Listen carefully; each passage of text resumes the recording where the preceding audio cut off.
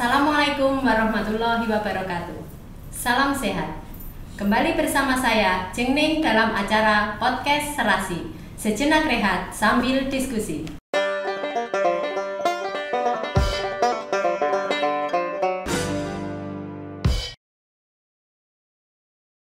Sahabat Serasi, pada episode sebelumnya kita telah membahas tentang tim kerja yang ada di BB Labkesmas Yogyakarta. Pada episode kali ini kita akan membahas instalasi-instalasi yang ada di BB Labkesmas Yogyakarta. Berdasarkan Permenkes nomor 25 tahun 2023, di BB Labkesmas ada instalasi-instalasi yang mendukung tugas pokok dan fungsinya. Perlu kami informasikan bahwa di BB Labkesmas Yogyakarta terdapat 6 instalasi yang terdiri dari 3 instalasi laboratorium dan 3 instalasi pendukung. Pada episode kali ini kita akan membahas 3 instalasi laboratorium. Telah hadir bersama kami di sini 3 orang narasumber dari instalasi laboratorium. Narasumber kita yang pertama, Kepala Instalasi Laboratorium Patologi Klinis dan Imunologi, Dr. Dwi Amalia MPH. Halo Belia, apa kabar? Baik Buning, salam jumpa sahabat Serasi. Narasumber kita yang kedua, Kepala Instalasi Laboratorium Mikrobiologi dan Biomolekuler, Bapak Hafid Setiawan, SSI M Biotech. Halo Pak Hafid, apa kabar? Halo Jengning, kabar baik. Kemudian narasumber kita yang ketiga adalah Bapak Rudi Prianto, SSI, Kepala Instalasi Laboratorium Kesehatan Lingkungan, Vektor dan Binatang Pembawa Penyakit. Halo Pak Rudi, apa kabar? Kabar baik Kuning. Halo sahabat Serasi. Demikian tadi perkenalan kita pada 3 orang narasumber kita pada kesempatan kali ini. Untuk yang pertama, Bu Lia akan menjelaskan tentang pengenalan instalasi. Nanti dilanjutkan dengan Pak Hafid dan kemudian Pak Rudi. Sekarang Bu Lia duluan, dipersilakan. Baik, terima kasih Buning. Jadi setelah terbitnya Peraturan Menteri Kesehatan nomor 25 tahun 2023, PBTKLPP yang kita kenal ini berubah menjadi Laboratorium Kesehatan Masyarakat Yogyakarta. Terjadi perubahan fungsi dan terjadi pula perubahan struktur organisasi. Nah, lab yang saya koordinasikan yaitu lab patologi klinis dan imunologi tadinya itu tidak ada. Jadi ini lab baru gitu Kuning. Jadi bulan April itu lab ini didirikan, kemudian kami melakukan pemeriksaan untuk sampel-sampel klinis. Jadi sampel-sampel yang dari darah, kemudian urin, dan juga sampel-sampel yang terkait dengan pemeriksaan imunologi. Pak Hafid, untuk instalasinya silahkan diperkenalkan. Baik, Kuning. Terima kasih. Jadi hampir sama dengan Bu Dr. Lia, Laboratorium Mikrobiologi dan Biomolekuler ini merupakan laboratorium baru hasil dari gabungan dari beberapa laboratorium, yaitu laboratorium virologi, laboratorium mikrobiologi klinis, dan laboratorium parasitologi.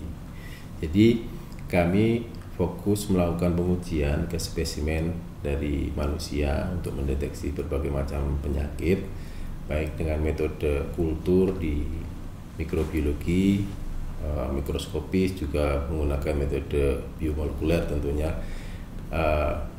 Kami ada di lantai 5 di gedung laboratorium BB Labkesmas Yogyakarta. Demikian Jengning. Berarti itu gabungan dari 3 instalasi sebelumnya ya? Betul. Berarti lebih komplit ya sekarang? Betul. Jadi memang sebenarnya sebelum jadi mikrobiologi dan biomolekuler, laboratorium ini sudah aktif. Di parasitologi juga sudah aktif, kemudian di mikro dan virologi juga sudah aktif. Demikian. Ya, ya. Kalau Pak Rudi, silakan. Untuk instalasi yang ada di tempat kami tidak jauh berbeda dengan di tempat Bu Lia dan Mas Hafid. Jadi di sini merupakan gabungan dari beberapa lab, diantaranya adalah lab kimia air, lab biologi lingkungan, lab padatan, lab udara, dan ada lagi satu untuk digabungkan adalah lab entomologi. Jadi seperti itu. Untuk posisinya ada di lantai 2, 3, dan 4. Terpisah ya berarti? Iya, terpisah-pisah. 2, 3, 4 karena dulu dulu sendiri. Kalau tentang ini Pak Rudi, SDM-nya? Untuk SDM yang ada di instalasi laboratorium kesehatan lingkungan vektor dan penentang pembawa penyakit itu ada beberapa teman dari Pranata Labkes, dari entomologi dan sanitarian juga ada di situ gabung di instalasi kami. Kalau di tempatnya Pak Hafid sama juga atau ada beda? Sedikit berbeda. Kalau di laboratorium mikrobiologi dan biomolekuler kami adalah Pranata Labkes. Kami semua Pranata Labkes. Kebanyakan hampir semua adalah seorang ATLM. Jadi ada teman-teman yang memang sudah secara basic pendidikannya sudah bekerja di bidang klinis itu jenis. Berapa total personilnya di laboratoriumnya? Kami ada bersembilan. Kalau tempatnya Pak Budi tadi kelewatan ini? Ada totalnya ada sekitar 36. Banyak sekali. Karena labnya juga banyak yang digabung. Ya. Parameternya yang diuji juga banyak sekali ya tentunya. Ya. Kalau beliau tentang SDM labnya seperti apa? Di tempat kami ada 7 orang untuk petugas labnya, Buning, dan semuanya adalah Pranata Labkes. Ada 1 juga yang untuk data, menguatkan untuk data, dan sebagian besar adalah ATLM juga. Hampir sama sebenarnya dengan Mas Hafid ya. Kalau untuk labnya Bulia nih, kemampuan labnya seperti apa Bulia? Apa yang bisa diperiksa? Mungkin peralatannya apa saja gitu bisa diceritakan? Oke, jadi kalau untuk saat ini ya Buneng, kami bisa melakukan pemeriksaan imunologis untuk beberapa penyakit yang sudah berjalan. Itu adalah untuk Japanese encephalitis, kemudian hepatitis A, dan juga untuk antraks itu kami sudah bisa melakukan. Nah, yang ketiga parameter ini atau ketiga penyakit ini memang selama ini merupakan penyakit yang ada di masyarakat dan masuk ke dalam program di pengendalian penyakit. Nah, tapi sekarang dengan berkembangnya menjadi Labkesmas ini, kemampuan kami harus ditambah gitulah ya. Jadi kami juga akan melakukan pemeriksaan klinis, jadi spesimen klinis dari darah, dari urin, dari hematologi lengkap, hematologi rutin seperti itu, pemeriksaan urin, pemeriksaan kimia darah yang kayak kolesterol, gula darah yang untuk penyakit tidak menular gitu. Jadi itu nanti di kedepannya akan bisa melakukan itu juga. Tapi memang karena ini baru kan ya Bunding ya, baru April kemarin, jadi memang peralatannya itu masih dalam proses untuk yang ini, untuk yang kimia darah dan lain sebagainya itu. Tapi kalau untuk ELISA yang imunoglobulin itu sudah siap dari dulu. Berarti yang itu sudah bisa uji ya, sudah bisa melakukan. Iya, itu sudah ada ya. Ya sudah ada dan ini sudah sering ya melayani dinas-dinas kesehatan gitu. Itu sampelnya hanya sampel yang datang saja atau bisa juga kalau lab itu diminta ke lapangan gitu?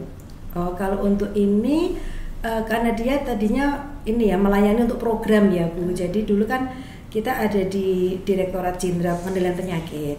Itu mereka ada surveillance sentinel itulah yang dari sampelnya itu dari rumah sakit. Jadi rumah sakit yang screening, kemudian sampelnya dibawa ke kita untuk kita periksa seperti itu.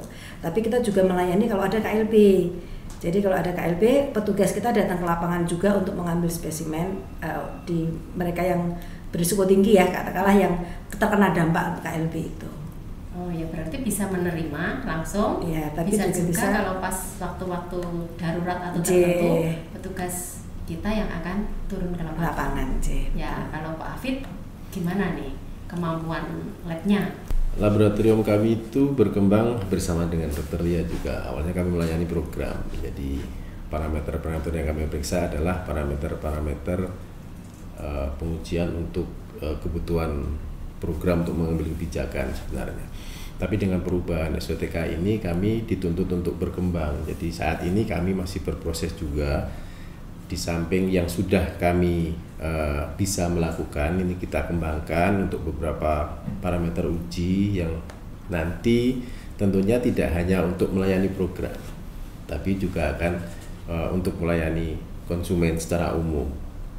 Jadi berbagai parameter yang melayani program seperti pengujian virus dengue, virus Zika, chikungunya, kemudian hepatitis A juga, kemudian ada TB, ada Legionella, ada Leptospira dan sebagainya.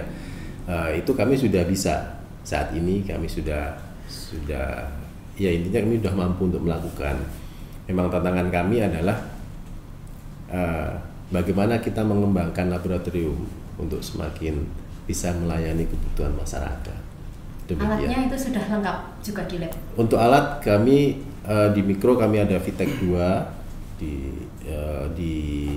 kemudian di biomolekuler tentunya sudah cukup lengkap karena didorong kemarin dari pandemi COVID tentunya.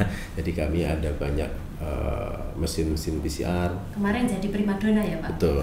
Betul. Dan kami ada hikmahnya karena alat-alat kami cukup lumayan bertambah banyak demikian. Jadi secara alat kami sangat support untuk berkembang dan untuk bisa melayani masyarakat. Demikian. Berarti labnya juga bisa menerima, juga bisa mengambil? Pastinya. Saat ini pun kami demikian. Untuk beberapa parameter kami sudah melakukan pengambilan. Oh ya, berarti sudah mulai ya? Betul. Sudah mulai melaksanakan. Tapi yang itu tadi masih untuk program? Yang pengambilan itu? Tidak juga, karena kami seperti parameter mikrobiologi untuk swab, rectal swab, itu kami juga melakukan pengambilan di lapangan, kemudian kami uji Legionella juga, itu salah satunya. Kalau Pak Rudi gimana? Ya, kalau untuk lab keseling, vektor dan pembawa penyakit itu pelayanannya adalah di pemeriksaan dan pengambilan sampel. Selama ini sudah dikerjakan yang mulai dari awal masih nama PBTKLPP maupun sebelumnya. Itu yang dilayani adalah untuk pemeriksaan air, pemeriksaan padatan, udara, dan juga ada makanan. Dan untuk parameternya adalah bisa kimia air, biologi, dan beberapa parameter sudah terakreditasi juga ini seperti itu. Dan untuk peralatan juga sudah lumayan, ada AS, GCMS, GCMS, dan untuk udara ada PAS, PM 2,5, PM 10 dan lain-lainnya. Itu parameter-parameter jenis contoh uji itu biasanya yang untuk laporan seperti itu ya, kayak OKL, UPR, dari industri, terus kemudian hotel, segala itu ya? Iya, jadi pelanggannya ada yang dari pemerintah maupun swasta maupun perorangan dan mahasiswa, seperti itu. Semoga dengan bergabung pelanggannya akan semakin banyak, Pak Rudi. Amin ya. Ya, kalau membicarakan tentang waktu nih, waktu pengujian atau waktu pelanggan itu harus menunggu sampai hasil selesai itu berapa lama, Pak Rudi? Untuk lab keseling, untuk lab kimia air itu 6-7 hari harus sudah keluar dari lab dan sampai di pengambilan sampai di pelayanan bisa diambil itu sekitar 10 hari. Itu untuk yang parameter yang banyak. Mungkin kalau yang parameternya sedikit bisa lebih cepat lagi. Berarti itu sudah lebih cepat daripada yang dulu dari ya? Yang dulu kurang lebih sekitar 14 hari ya kalau nggak salah. 17 hari. 17 hari terus sekarang sudah dipadatkan ke 10 hari dan besok ya? Juga lebih cepat lagi. Nah, kalau lebih cepat lebih bagus itu. Itu umum 10 hari kerja itu mayoritas segitu. Mayoritas seperti itu. Kalau untuk padatan? Untuk padatan, kalau untuk padatan memang agak lebih lama lagi karena yang terutama yang ada pengujian kadar air sama abu itu ya. Itu akan lebih lama karena kan menunggu penyusutan kadar airnya ya, untuk dilakukan treatment seperti itu. Oh iya Pak Rudi, tadi kan sempat disinggung ya labnya itu lab keseling, ada vektornya. Binatang pembawa penyakitnya. Nah, untuk yang vektor itu seperti apa Pak Rudi? Coba diceritakan biar sahabat serasi paham. Jadi begini, instalasi vektor dan binatang pembawa penyakit, kemampuan yang sudah dilakukan antara lain adalah identifikasi nyamuk dewasa, larva dan habitatnya. Untuk nyamuknya ini yang sudah terakreditasi adalah identifikasi nyamuk Aedes, Culex, dan Anopheles. seperti itu. Dan untuk lab vektor kedepannya juga masih ada beberapa pengembangan lagi Mbak Ning. Jadi kita selalu untuk memuaskan pelanggan kita harus selalu mengembangkan beberapa parameter yang bisa dilakukan. Untuk lab lingkungannya terutama yang air, ini juga ada pengembangan beberapa parameter untuk melengkapi kemampuan kami menurut Permenkes nomor 2 tahun 2023 ya sebenarnya kalau nggak salah. Di situ ada tambahan beberapa parameter organik. Kami juga sudah mulai melakukan beberapa, dan untuk lab biologi lingkungan juga ada pengembangan pengujian Legionella dan Pseudomonas juga untuk melengkapi kemampuan kita menurut di Permenkes nomor 2 tahun 2023. Pelanggan-pelanggan yang datang itu saat ini dilayaninya di lab Kesling ya? Iya, kebanyakan di situ ya? Masuknya ke lab Kesling, tapi di situ nanti ada sesuai permintaannya dia menguji mikrobiologi atau menguji kimia air, itu nanti baru diarahkan ke labnya yang dituju. Terkait ini banyaknya parameter yang diuji dan pengembangan yang direncanakan, itu kompetensi personil yang ada di lab Kesling seperti apa? Untuk kompetensi personil Mbak Kuning, di lab kami ada beberapa pelatihan juga, sudah mengikuti pelatihan, diantaranya adalah pelatihan untuk pengambilan sampel udara dan sampel air, dan kemudian dilakukan uji kompetensi yang dilakukan oleh BNSP salah seperti itu. Dan untuk pemeriksaannya juga teman-teman juga sering melakukan, paling nggak ada in-house training untuk review pengujiannya. Setiap tahun atau setiap apa itu Pak Rudi? Setiap tahun ada program in-house juga ya? In-house-nya. In-house-nya kalau tiap tahun itu gimana? Bermacam-macam parameter atau bermacam-macam jenis gitu? In-house-nya nanti ganti-gantian ada beberapa parameter yang dilakukan in-house, kemudian juga ada sharing knowledge seperti kemarin itu sudah dilakukan teman yang sudah melakukan pelatihan di luar, terus sharing ke teman yang lain seperti itu. Ya, kalau kita beralih ke Pak Fit dulu nih. Tadi untuk waktu dulu ya, waktu pengujian itu berapa hari Pak Fit? Untuk waktu, jadi kalau kita cerita ke belakang, karena dulu kita adalah melayani program, jadi program itu tidak seperti diagnostik ya dulu ya, sedikit berbeda. Jadi sampel memang dikumpulkan dulu baru kita periksa, tapi dengan ada perubahan ini tentunya pola pengerjaannya, pola analisisnya juga akan berbeda. Untuk saat ini kami mengejar di ada yang 3 hari untuk beberapa parameter yang tidak berbasis kultur pengujiannya, ini kita kejar di 3-5 hari. Tapi kalau memang kultur, kita usahakan di 7 hari itu sudah keluar dari laboratorium. Jadi nanti harapannya laporan hasil uji itu di bawah 10 hari sudah bisa rilis. Terutama untuk metode-metode molekuler ini kita dorong untuk kurang dari 5 hari sudah rilis. Begitu, itu tantangan kami sebenarnya. Tapi ya memang harus begitu dan harus bisa. Ya, kalau rencana ke depan nih untuk pengembangannya gimana? Banyak sekali sebenarnya. Karena harapan kami tidak hanya melakukan pengujian. Jadi memang untuk saat ini beberapa mahasiswa sudah mulai ada yang melakukan magang atau PKL di laboratorium biomolekuler dan mikrobiologi.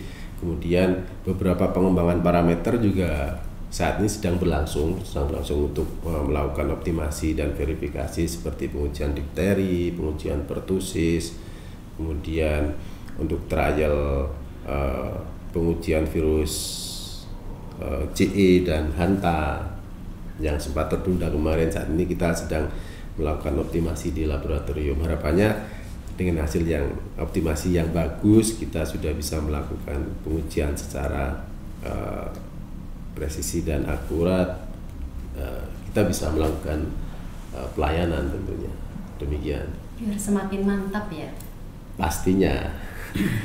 Nah, kalau dilihat dari ceritanya tadi ya tentang pengembangannya yang banyak rencananya ke depan itu terkait kompetensi personilnya gimana? Kompetensi kita hampir sama dengan laboratorium lingkungan buat Pak Rudi. Jadi kami setiap tahun juga melakukan in-house training, ikuti in-house training yang bermacam-macam tergantung kebutuhan kami. Kami akan mengusulkan ke manajemen apa yang dibutuhkan. Setiap tahun pasti ada. Setiap tahun pasti ada. Jadi di samping in-house kami juga melakukan pelatihan, training di luar, entah itu project ataupun maksudnya program dari pemerintah ataupun kita mencari sendiri itu biasanya kita lakukan untuk meningkatkan kompetensi dari personil di laboratorium kami. Demikian, Mbak. Semoga lancar rencana ke depan. Amin, terima kasih. Nah, kita beralih ke Bulia. Untuk waktu pengujian berapa hari? Waktu pengujian mungkin kalau dari pemeriksaan ya Mbak, itu sampai keluarnya hasil kurang dari 5 hari lah. Ya, antara 3 sampai 5 hari. Hampir sama ya, lebih cepat dari lab lingkungan. Iya. 5 hari itu maksimal boleh ya? Atau? Ya, maksimal LHU keluar ya. LHU. Dari pemeriksaan. Ya, dari LHU sampel keluar dari pemeriksaan. terus nanti diserahkan ke pelayanannya. Oh, atau LHU enggak? keluar dari pelayanan. Oh, itu sudah keluar dari pelayanan. Iya. Bapak Ibu, kita bahas sedikit ya ini ya tentang penyakit yang saat ini sedang banyak dibicarakan, yaitu monkeypox. Itu sedang viral kan ya sekarang itu. Kira-kira ini, enggak kira-kira lagi sih, kita bisa enggak sih itu periksa itu? Gini, Bening. Jadi monkeypox itu kan disebabkan oleh virus ya. Jadi kami sudah mulai dari tahun kemarin sebenarnya sudah prepare, sudah bisa melakukan pemeriksaan itu. Jadi beberapa sampel dari daerah wilayah kerja kita di BP Lab Yogyakarta ini di DIY dan Jawa Tengah, sampel-sampel untuk spesimen monkeypox ini dikirim ke kita. Berarti sudah uji ya? Sudah. Dan itu kita akan melakukan pengujian secepat mungkin. Jadi kita tidak lagi menggunakan regulasi harus berapa hari, tapi memang secepat mungkin karena kami sadar juga data itu memang sangat dibutuhkan oleh dinas kesehatan maupun stakeholder yang lain. Jadi sampai saat ini kita sudah menerima lumayan banyak spesimen untuk monkeypox. Gitu, Bening. Oh ya, ternyata sudah bisa ya. Sudah. Terima kasih Pak Hafid atas penjelasannya. Demikian tadi bincang-bincang kita tentang instalasi laboratorium di BP Labkesmas Yogyakarta dengan kemampuan dan keunggulannya masing-masing. Untuk instalasi laboratorium kesehatan lingkungan, vektor dan binatang pembawa penyakit dengan unggulannya pengujian kualitas lingkungan dan vektor. Untuk laboratorium mikrobiologi dan biomolekuler dengan unggulan pengujian penyakit infeksi, salah satunya adalah monkeypox. Dan untuk instalasi laboratorium patologi klinis dan imunologi dengan unggulan pengujian antrak dan JE. Terima kasih saya ucapkan kepada seluruh narasumber yang telah berkenan hadir pada kesempatan kali ini, Bulia, Pak Hafid, dan Pak Rudi. Sahabat Serasi, apabila ada saran, masukan, ataupun request untuk topik selanjutnya, dapat disampaikan kepada kami melalui media sosial kami berikut ini. Saya Jengning dan seluruh tim yang bertugas mengucapkan terima kasih atas perhatian sahabat Serasi semuanya. Terima kasih. Wassalamualaikum warahmatullahi wabarakatuh. Salam sehat.